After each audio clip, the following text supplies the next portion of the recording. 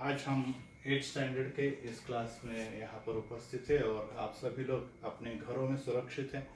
सभी लोग अपनी पढ़ाई अच्छी तरह से कर रहे हैं और जो नहीं कर रहे उन लोगों को फिर से बताया जा रहा है कि परीक्षाएं होंगी और परीक्षा अगर आप नहीं दे पाएंगे तो आप अगली कक्षा में नहीं जा सकते। जो होमवर्क, असाइनमेंट, जो क्लास वर्क, जो प्रोजेक्ट आपको दिए जा रहे हैं उसके भी अंक है, कॉपी बनाने के भी मार्क्स है, इंटरनल मार्क्स है इस साल ज़्यादा होने वाले, इसलिए इंटरनल मार्क्स आपको अधिक पाने हैं तो समय समय पर अपनी कॉपी पूर्ण करनी है।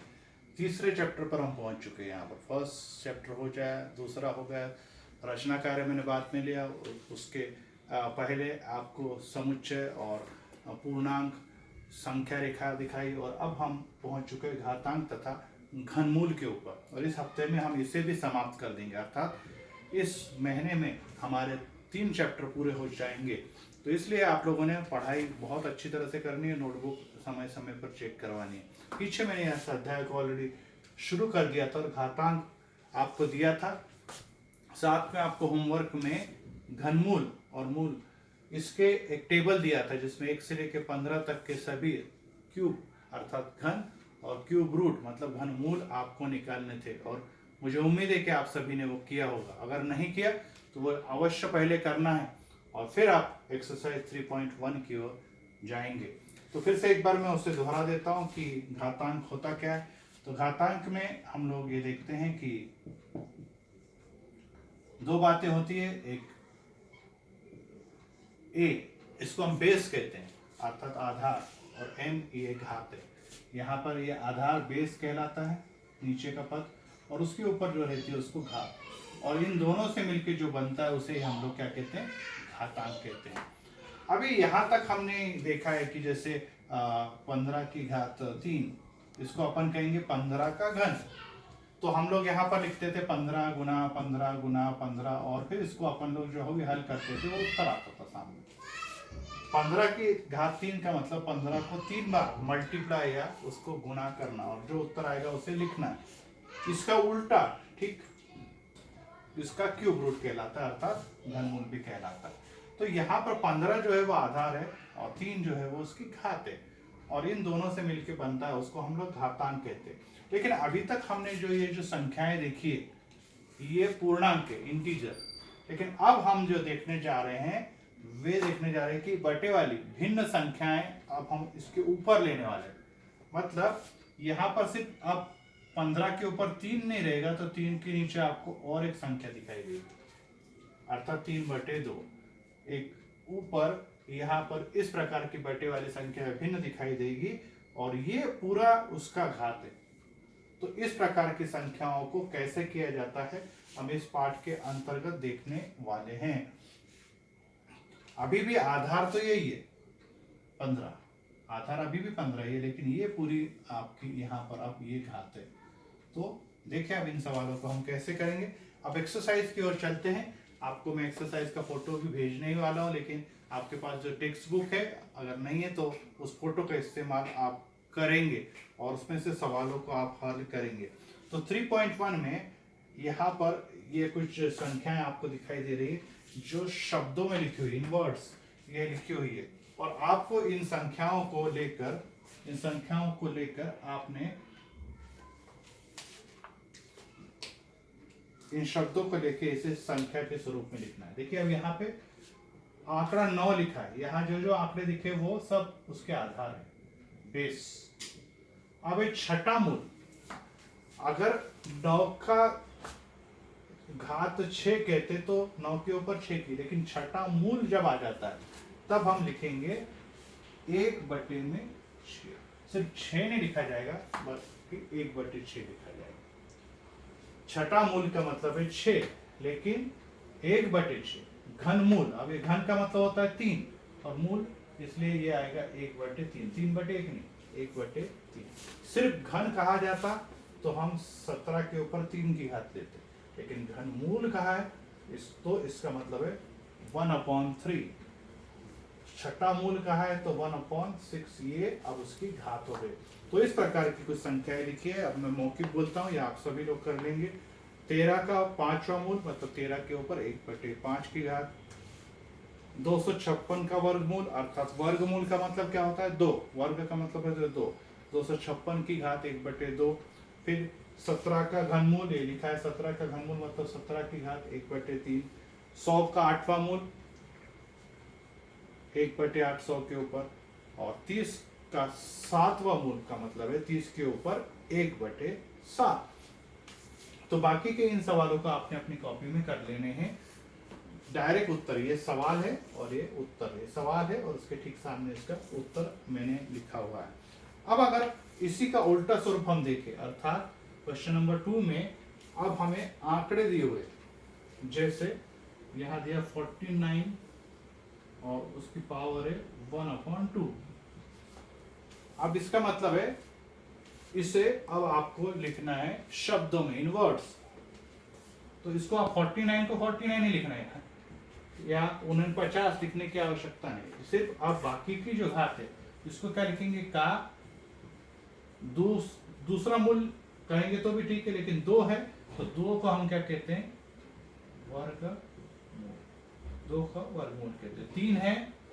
3 है तो क्या कहते हैं हम लोग, घनमूल। 2 है तो वर्गमूल, और बाकी की सब संख्याएं, फिर 6 है तो छठा मूल, 5 है तो 5वां मूल, 10 है तो 10वां मूल, 15 है तो 15वां मूल, ऐसा लिखा जाएगा। और मूल मतलब जो बटे में दिए घातांक का नीचे वाला हर वाला भाग। और एक देखिए, इसी का ये था आपका दूसरे का देखिए चौथा, इसमें लिखा है 512 की घात 1/9। अब 512 को शब्दों में लिखना नहीं, इसको डिजिट्स में या अंकों में लिखना है। 512 का 512 है, और फिर का नीचे 9 है तो 9 के लिए क्या लिखेंगे, 9वां। 2 है तो वर्गमूल, 3 है तो घनमूल, 9 है तो 9वां मूल। इस प्रकार से इन सवालों में आपको दिए हुए अंकों को शब्दों में बदला। क्वेश्चन नंबर 1 में शब्दों में दिया तो उसको अंकों में लिखा है, और यहाँ पर ये एक्सरसाइज नंबर 3.1 जो है ये पूरी हो जाती है। और ये आपकी कॉपी में आपने एक के नीचे एक आजू बाजू नहीं करने, एक के नीचे एक सवालों को करने हैं। इस प्रकार से 3.1 एक्सरसाइज हम यहाँ पर पूरी करते हैं। अब 3.2 में एक्सरसाइज 3.2 अब यहाँ मैं करने जा रहा हूँ, उसको भी आप ध्यान देंगे। ये भी छोटी सी एक्सरसाइज है जो कि आपको जल्दी से समझ में आ जाएगी। तो एक्सरसाइज 3.2, यहाँ पर एक टेबल दिया हुआ है, और टेबल के अंदर क्वेश्चन नंबर 1 में एक टेबल बना हुआ है। वो टेबल में नहीं बनाऊंगा, सिर्फ यहाँ पर आपको कुछ बातें बताइए, वो किस प्रकार से लिखना है, 2 तरीके से लिखना है वो बताएं। जैसे क्वेश्चन नंबर 2 देखिए, क्वेश्चन नंबर 2 में लिखा है 45, और आपकी बार ऊपर भी एक बटे के साथ नहीं है। अभी तक हमेशा 1/1/, अब यहाँ पर 4/5। अब इसके अंदर आपको प्रश्न में लिखा है कि कौन सा मूल का कौन सा घात, कौन सा मूल का कौन सा घात है, इसको किस प्रकार से लिखा जाएगा। तो इसे कैसे लिखेंगे, देखिए अब इसको 2 प्रकार से लिखा जा सकता है, और वो आपको अपनी कॉपी में लिखना है। अब फिर से एक बार मैं बता दूं, इसी को मैं समझा देता हूं। जैसे 1 के ऊपर m/n है की घात है, तो इसको अपन कहते हैं घात, ऊपर वाली संख्या को कहते हैं घात, और नीचे वाले को कहते हैं मूल। और ये आपको अभी मैंने बताया, ये कहलाता आधार। 3 बातें हैं इसके अंदर, ये आधार है, ये ऊपर वाली घात और नीचे वाली मूल। अब देखिए ये 45 तो यहाँ पर भी रहेगा, 45 यहाँ पर भी रहेगा। अब आपने अगर ऊपर से शुरुआत की, मतलब 4 से, तो ऊपर वाली संख्या क्या कहलाती है, घात, और नीचे वाली मूल कहलाती है। तो कैसे लिखेंगे आप, यहाँ पर देखिए, अब यहाँ पर आपने जैसे ऊपर का है, यहाँ पे आप लिखेंगे चौथे घात का 5वां मूल। ऊपर से शुरू किया, चौथे घात, ऊपर वाले को घात, और नीचे वाला 5वां। उल्टा शुरू किया, नीचे से अगर मैं शुरू करता हूँ इसी को दूसरे तरीके से, नीचे से अगर मैं शुरू करता हूँ तो कैसे लिखेंगे, नीचे से 5वां मूल की ऊपर वाला पद क्या है, 4 बज गए, चौथी घात।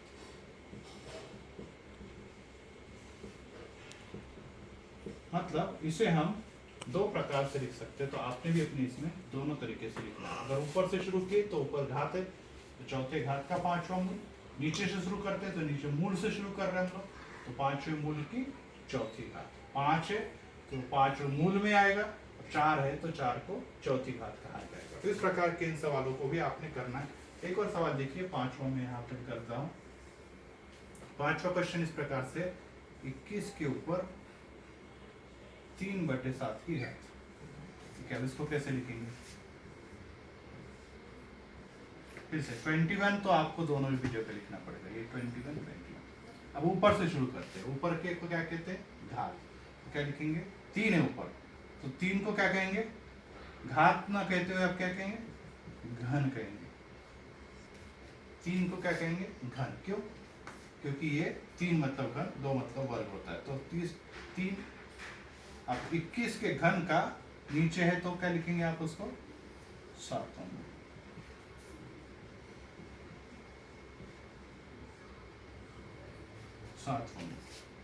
नीचे से शुरू करते हैं तो कैसे लिखेंगे, नीचे से 7वां मूल का घन। 7वें मूल का, देखिए नीचे से शुरू किया तो 7वां मूल पहले आएगा और ऊपर का 3 अर्थात घन बाद में आएगा। ऊपर से शुरू किया तो घन पहले आएगा और 7वां मूल बाद में। इस प्रकार से इस प्रश्न संग्रह के इन सवालों को आपने हल करना है। अब कुछ सवाल, ये तो आपको अंकों में बदलने था, लेकिन क्वेश्चन नंबर 2 में आपको शब्दों में दिया हुआ है, आपको उसको अंकों में बदलना है। जैसे तीसरा क्वेश्चन देखिए, 324 के चौथे मूल का घन, ये सवाल है। उसके आगे उत्तर लिखिए। अब ये शब्दों में लिखा है, यहाँ पर अंकों को शब्दों में बदला, अब यहाँ शब्दों को आप अंकों में बदलने जा रहे हैं। तो 324 तो 324 ही आएगा यहाँ पे। अब आपको मैंने बताया चौथा मूल है, चौथा मूल है मतलब मूल की जगह कहाँ है, नीचे, अर्थात बटे के नीचे 4 आएगा। और घन की जगह क्या है, ऊपर। घन मतलब 3। तो यहाँ पर 324 का चौथा मूल 4 नीचे और घन है तो 3 ऊपर। वर्ग होता तो 2 ऊपर। और उसके अगर और दूसरी अगर संख्या होती, जैसे यहाँ पे 4 होता तो चौथी घात आती। तो इस प्रकार से इन सवालों को यहाँ पे करना है। 3 के घनमूल का घन, 3 के घनमूल, घनमूल मतलब घनमूल का घन, ये इसका उत्तर है क्वेश्चन नंबर 4 का। मैंने सवाल नहीं उतारा। 3 के नीचे का घनमूल 3 नीचे और का घन 3 ऊपर। तो इस प्रकार से यहाँ पर मैंने आपको कुछ सवाल दे दिए और इन सवालों को हल करने के लिए आपको शब्दों को में जो लिखा है उसको अंकों में बदलना सिखाया, अंकों में जो लिखा है उसे शब्दों में बदलना सिखाया। यहाँ के 3.1 में सभी 1/, में लिखा हुआ है, अर्थात छठा मूल तीसरा मूल, जिसमें ऊपर की घातें नहीं दी। लेकिन 3.2 में मूल भी मौजूद है और घात भी मौजूद है, अर्थात ऊपर के पद भी मौजूद है और नीचे का पद, अर्थात पूरा संपूर्ण भिन्न स्वरूप मौजूद है किसी भी आधार के लिए। और इसके आधार पे हमने घातांक और घनमूल के इन सवालों को यहाँ पर पूरा किया है। तो हमें इसे अपनी कॉपी में लिख लेना है। यहीं पे हम रुकेंगे। Thank you very much.